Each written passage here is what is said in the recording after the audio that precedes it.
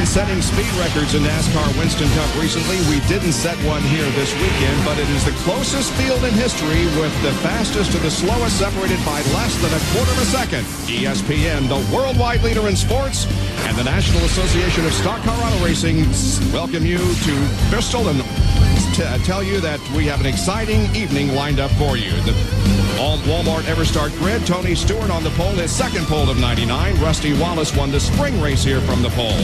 Kenny Wallace, his best start of the 1999 season, sixth at Martinsville. Jeff Gordon has won the last four spring races.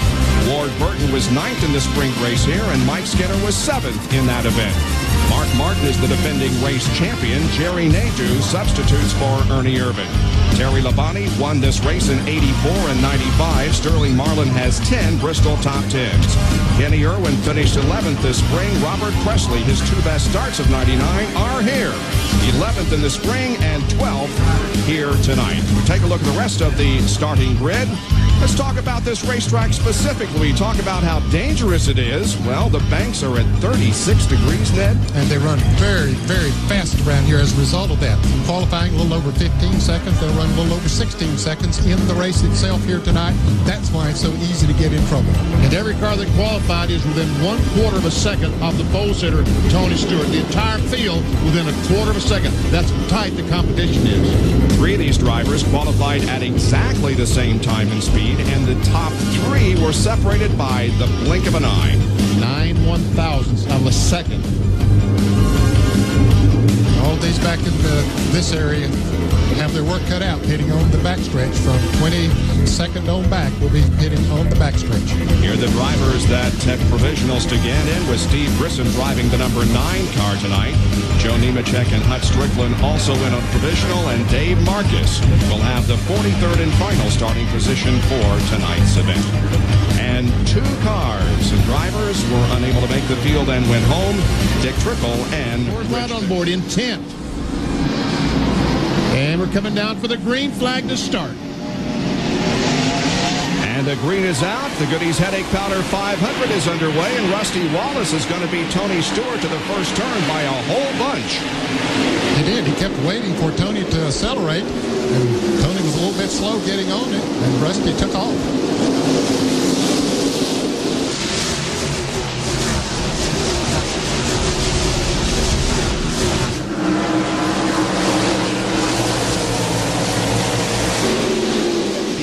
He has 49 in his portfolio right now. Oh, contact from the car into the wall. It's Robert Presley. He was one of two cars. Michael Waltrip with the other was caught up on the outside. No caution yet because he continues on around at a slow pace. Caution is out. That's Kenny Schrader that's trying to go by on the inside, and right there we see the contact. And wow, hard contact. Racetrack. As the crowd cheers the green flag, it drops once again with Rusty again. Going to get a pretty good jump on Tony. So evidently Rusty Wallace's Miller Lite car starting to slow down just a little bit. It's allowed Tony Stewart to come up and challenge for the lead. And now Jeff Gordon's gained on this twosome. Last lap, Jeff Gordon was the fastest around the racetrack at 117.805. Rusty ran a 117.036. That third car in line, the fourth car rather in line, is Kenny Wallace, and Kenny Irwin picks up another position. The 50 car of Craven, who's running last. About a half a straightaway is all that is separating the first from the last. And a change up front. Tony Stewart takes the lead. And Jeff Gordon tried to go by, but Rusty closed the door on that. And now we see Elliott Sadler and the 25 car, from whom we look back to Sadler. That, of course, is Wally Dallenbach, and this is the battle for the 27th spot. Kevin LePage is trying to get on the inside. And you go to the battle for second spot. Jeff Gordon takes the DuPont Chevrolet into second spot. Tony Stewart is pulled away by about 6 car lengths. And now he's able to get by Nemechek, but all this lapping traffic has allowed Mark Martin to close right up on Rusty Wallace. And then we see Jerry Nadeau in the M&M's car going a lap down after a great qualifying run. They missed the setup early on. He's on the high side of the track as several pass by underneath it. To stay on the lead lap. There's Tony Stewart. That traffic just a couple of seconds behind. Replay of what happened.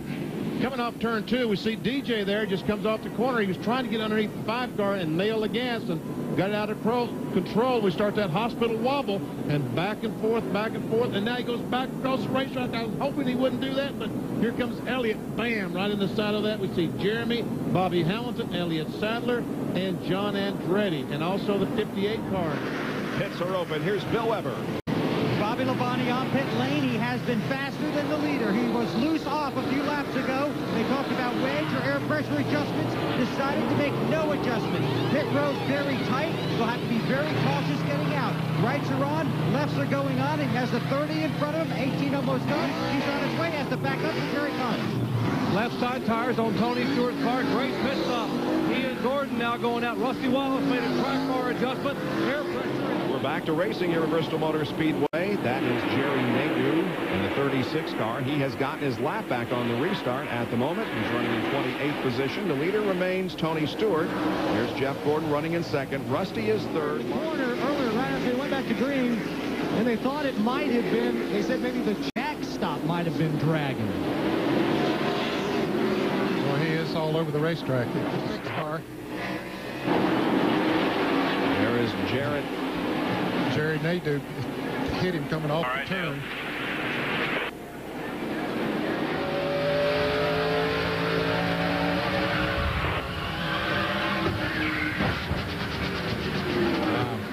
If there is such a thing with this many races to go, 314 points separating Jarrett and Mark Martin. And Kyle Tony Stewart be able to win a NASCAR Winston Cup race in his rookie season. That's what everybody is speculating on.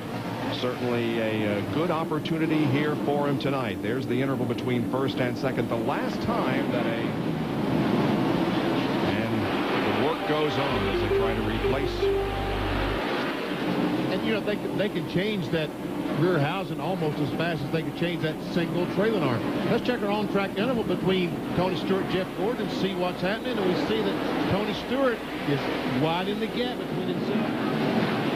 There he is up on the outside, and I don't know, that left front tire was flat when we saw him there a moment ago pulling away. Now, I don't know if that was as a result of locking the wheels up probably and wearing through. Bobby Labonte will be on his way to Jerry and Tony Stewart's pit. And they asked Tony what you want him to do. Tony said, yeah, clean the windshield. That's all we need to do with this thing. It's that good. Gordon is in behind him. Rusty Wallace making an air pressure adjustment. Gordon is out. Tony is out. And Tony Stewart will win the race to the end of pit road by virtue of his first pit spot. Let's go back to John Kernan. Dale Earnhardt has worked his way up to the 6th spot. He comes in pitting on the back stretch as Tony Stewart, Jeff Gordon, trailing on. Mark Martin and Bobby Labonte go by. Earnhardt asked his crew for a good stop. He also asked him to make an air pressure adjustment because he was just too tight in the center of the turn. The green flag is out, and the Goody's heading is back under green flag conditions. Mark Skinner will be trying to get a lap back down on the inside of Tony Stewart, but Stewart looks like they're wow. Lowe's Field Summit with the manufacturer's points battle. Jeff Gordon, 4 wins at Bristol. All of them, however, have been during the Sunday afternoon sprint race. He's never won under the lights at Bristol.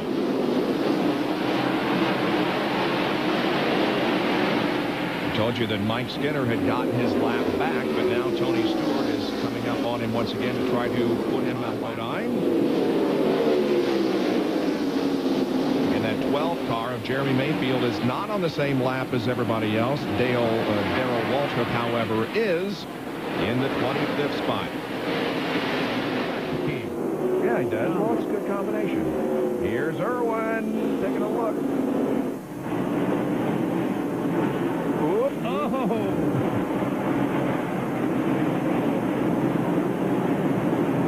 Jeff Gordon just can't keep his Power Team Chevrolet on the bottom of the racetrack.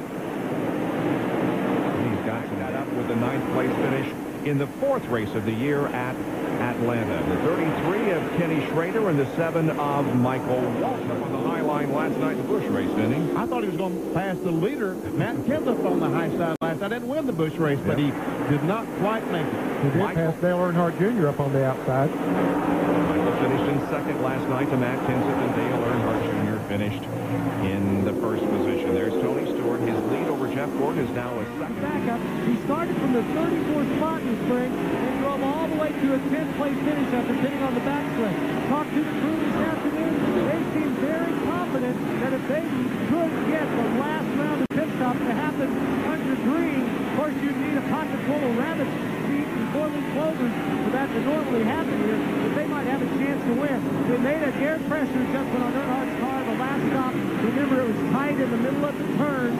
He hasn't said a word about the car since they gone back to green some 75 laps ago, so it must be pretty good. We're watching, and he's side by side with Ken Schrader. Tony Stewart has nowhere to go.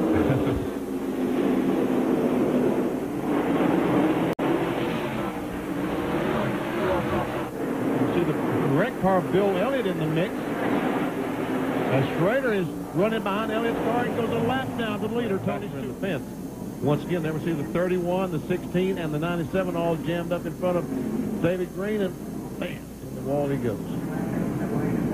Tony Stewart, or rather Mark Martin, were both able to get out ahead of Tony Stewart. Here are the pit stops. The Rainbow Warriors moving quickly to the left side of the car.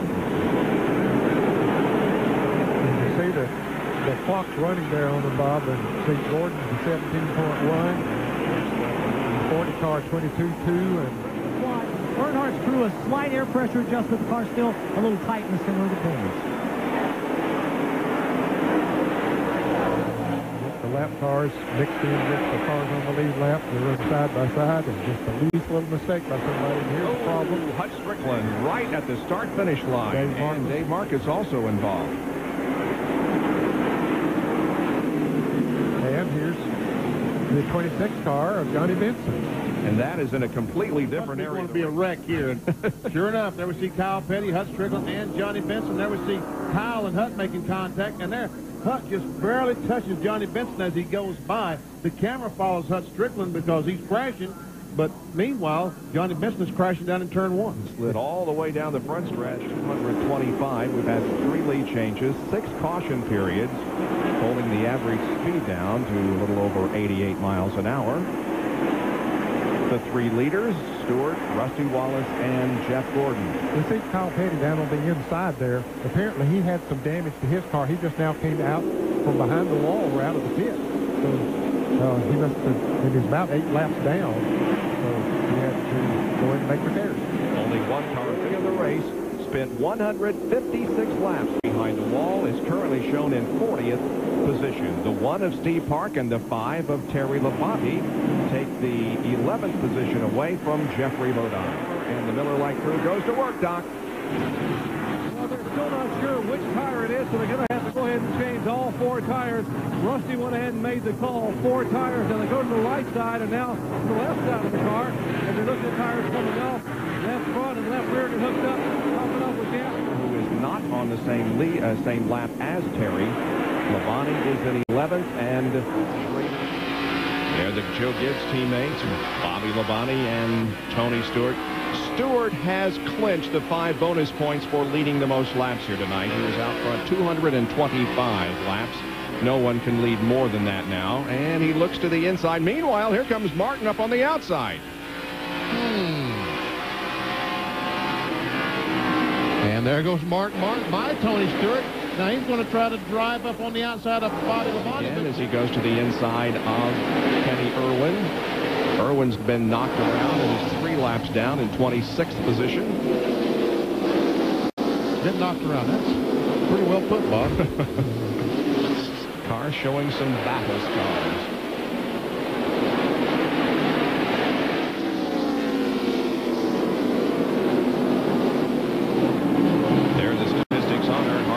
Led a lap tonight, but is in 2nd spot. It has been as low as 26, and we continue to see those sparks come out from underneath the car occasionally. Here he goes on the outside, Bob.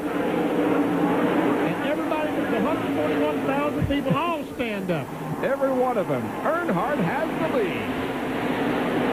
On lap of the Tide ride. There's Jarrett getting past once again. It's been a tough night for Jarrett, but he admitted in the interview that his original problem was his own fault, just perhaps a little bit over-aggressive at the start. But it's one of the few times in 1999 that Dale Jarrett has had problems. Now Gordon's going to look on the outside of Ricky Rudd.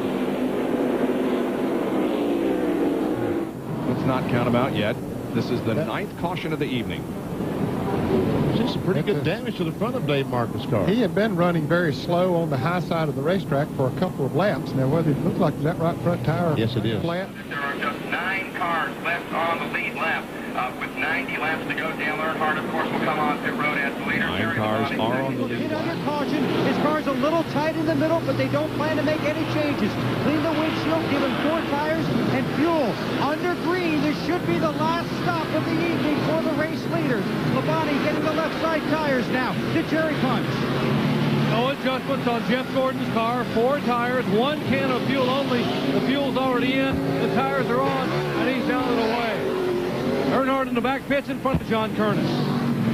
Dale Earnhardt get a 4 tire change as we watch for the guys on the pit on the front stretch, and here they come. Terry Labonte won that battle over his teammate Jeff Gordon. They swing by. There's 2 spots that Earnhardt lost, but that's all he's going to lose. A great pit stop for Dale Earnhardt as he goes back out in 3rd position, and the crew extremely happy about that. The racetrack, and the green flag gets set to wave in the air once again. Tony Stewart is 4th and Bobby Labonte 5th. Terry Labonte gets a good start there, gets out in front of the lap car of Ward Burton.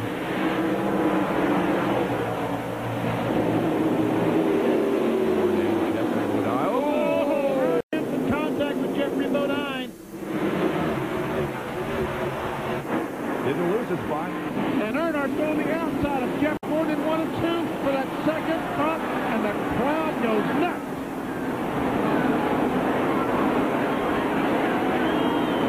Pretty closed up here, well above the crowd in a physical sense, but determined is perhaps the correct word.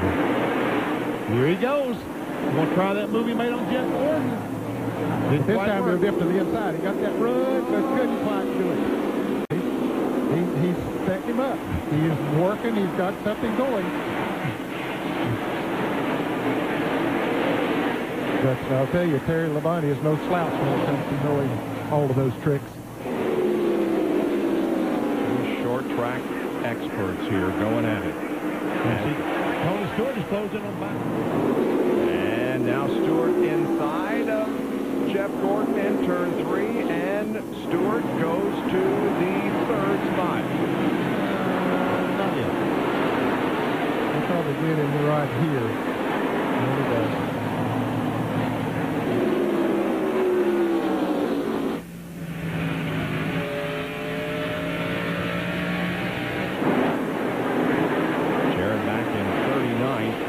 Highest he could possibly finish tonight would be 38th at 1 more position. Here goes Earnhardt. He's on the inside. He's got position. He's going for the lead. Off of corner number 4, Earnhardt will take the lead from Terry Labonte on lap 4:36. And look at this 20 car coming. Tony Stewart is on a mission. It didn't take him long to run him down. Got a great run off turn 4. Goes in turn, and Earnhardt goes in the corner, drifts up the hill, and Terry Labonte just drives in on the inside. A little bit, then he made that out-of-sequence pit stop under yellow, backed it off a little more. They hit the setup. They made a slight error, pressure adjustment on that last pit stop, and now Terry should be headed back to victory lane at Bristol. He won in Texas earlier this year after starting badly. So the 6th place car is in trouble here, smoking badly all the way around the racetrack. And he's getting the black flag. And this is the onboard camera with Bobby, and boy, you can't see anything. And the man was in 3rd place in the points. This is going to hurt him. He won't gain as many as he could have. He does not have a DNF in 1999 at all, and Jeremy Mayfield has crashed. And Terry Labonte, the leader, is spinning, and Dale Earnhardt takes the lead. What happened? You wonder if it's oil from his brother's car, the 18 car of Bobby Labonte. He went a lap there with that car smoking very bad. Labonte in, and Sterling Marlin.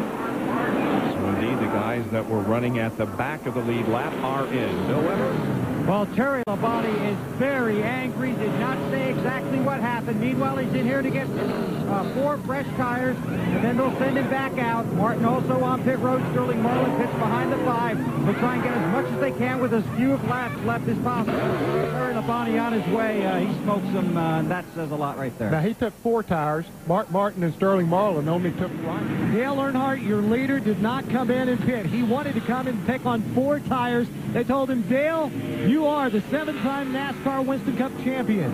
You can do it.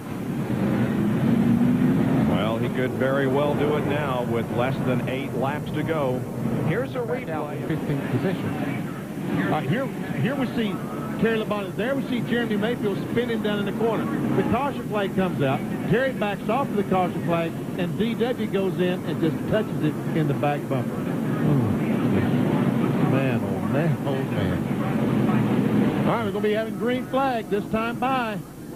And Andy Graves, as you said, Benny, can't believe what just happened. Can't be happening. This was a nightmare.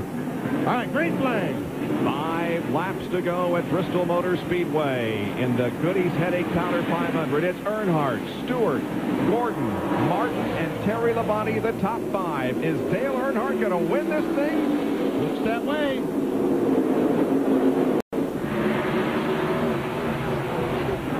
Terry Labonte on the inside of Martin. He goes by. He's got 4 new tires. Well, Martin had 2 new tires, and Ricky Rudd goes by him. Drops Mark back to the 7th position. And here comes Labonte by Gordon. He's moving. Man on a mission. He really is on a mission. And, of course, he has those 4 fresh tires, as you say. If he can get by Stewart, which it looks like he will. Man, oh, man, look at Labonte go. He's got 2nd, and they're coming up on 2 laps to go. He's going to catch him. Can he pass him? This might be deja vu all over again, but in reverse. And Labonte inside of Earnhardt. He taps him. Going into the 3rd corner. He gets way down on the apron of the track. Coming to the white flag. There's a leader change, and Labonte takes the lead. And meanwhile, Ricky Rudd trying to... Oh, and Earnhardt spins him out. Oh, man. And Tony Stewart is involved in the crash, as is Mark Martin, Sterling Marlin, and several others. Dale Earnhardt takes the checkered flag. And Jimmy Spencer ran 2nd.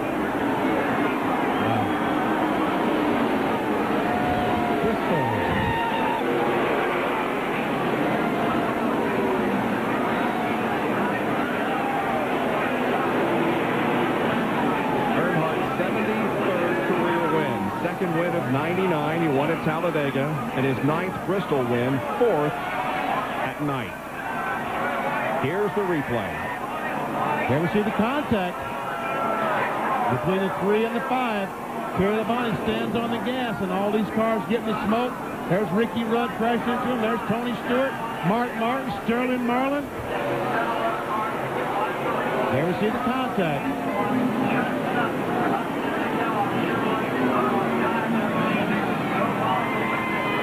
That's too bad.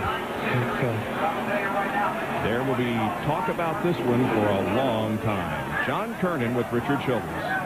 And Richard, well, Dale Earnhardt climbs out with his 9th victory at Bristol.